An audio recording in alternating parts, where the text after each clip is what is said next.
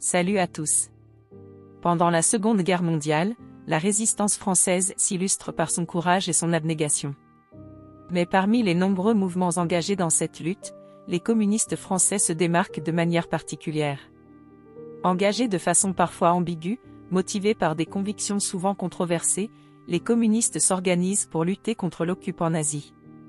Pourtant, ce groupe ne manque pas de zones d'ombre, une loyauté discutée envers Moscou, une complaisance envers les crimes du régime stalinien, et des choix politiques qui ont longtemps divisé l'opinion. Aujourd'hui, penchons-nous sur le rôle des communistes français durant la Seconde Guerre mondiale, leurs actions, mais aussi leurs zones d'ombre. Le pacte germano-soviétique signé entre Hitler et Staline en 1939 jette le Parti communiste français dans une position inconfortable et impopulaire. Ce pacte de non-agression, signé entre l'Allemagne nazie et l'Union soviétique, entraîne un véritable choc idéologique en France. Tandis que le pays entre en guerre contre l'Allemagne, les communistes français, en suivant la ligne de Moscou, se retrouvent à devoir justifier une alliance avec le régime nazi, qu'ils critiquaient pourtant ouvertement jusqu'alors. Maurice Thorez, le secrétaire général du Parti communiste français, soutient cette ligne, et le PCF se garde de toute action contre les nazis tant que Staline n'ordonne pas le contraire. Cette position conduit à une méfiance généralisée, le gouvernement français dissout le PCF et ses journaux sont interdits. Cette période montre l'influence considérable de l'Union soviétique sur le PCF, qui préfère suivre Moscou plutôt que de s'engager dans une résistance immédiate contre l'occupation allemande. Il faudra attendre 1941 et l'attaque de l'URSS par l'Allemagne pour que le PCF passe enfin à une lutte active contre les nazis. Lorsque l'Allemagne envahit l'Union soviétique, le PCF change soudainement de position. Maurice Thorez, pourtant déserteur de l'armée française réfugié en Union soviétique, devient un fervent défenseur de la résistance active contre les nazis. En réalité, ce revirement n'est pas motivé par un attachement profond à la France, mais bien par l'ordre venu de Moscou, désormais en guerre contre l'Allemagne. Les communistes français commencent alors à organiser des groupes de résistance armés, les francs-tireurs et partisans, FTP, en grande partie composés de militants communistes. Ces FTP se distinguent par des actions de sabotage et des attaques contre des cibles allemandes. Cependant, ces opérations restent souvent strictement encadrées par la ligne dictée par Moscou. Leur lutte est donc loin d'être totalement patriotique, il s'agit plutôt de défendre l'URSS, perçue comme la « patrie du socialisme ». Un autre aspect sombre du PCF pendant cette période réside dans son silence délibéré sur les crimes du régime stalinien.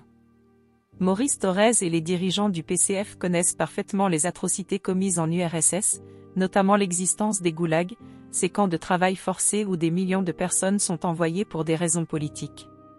Des témoignages circulent dès les années 30 en France, notamment parmi les intellectuels et anciens communistes qui dénoncent le régime de terreur instauré par Staline.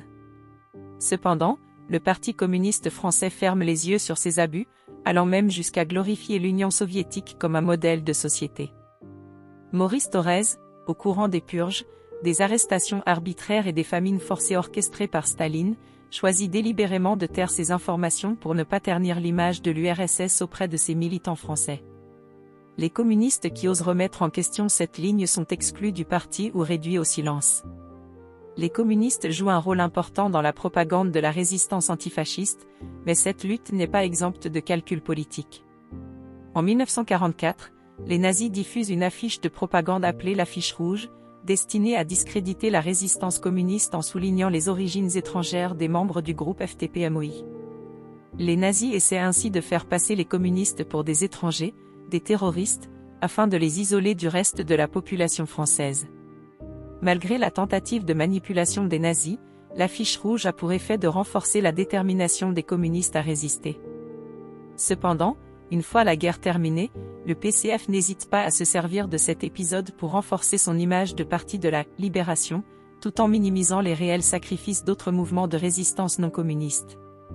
Le PCF se pose en fer de lance de la résistance, une image qui, en réalité, cache une stratégie de récupération politique visant à asseoir son influence dans la France d'après-guerre. À la Libération, les communistes français s'attribuent une large part de la victoire, mettant en avant leur engagement dans la résistance. Pourtant, leur dévouement reste ambigu. Dans plusieurs régions, des résistants FTP ont imposé des ordres qui servaient plus les intérêts du PCF que ceux de la France libre.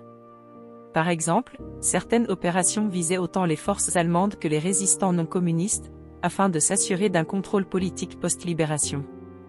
Certains hauts dirigeants, comme Georges Guingouin, un chef FTP dans le Limousin, deviennent célèbres pour leurs actions héroïques, mais ils s'opposent parfois à la ligne de Thorez, refusant de suivre aveuglément Moscou.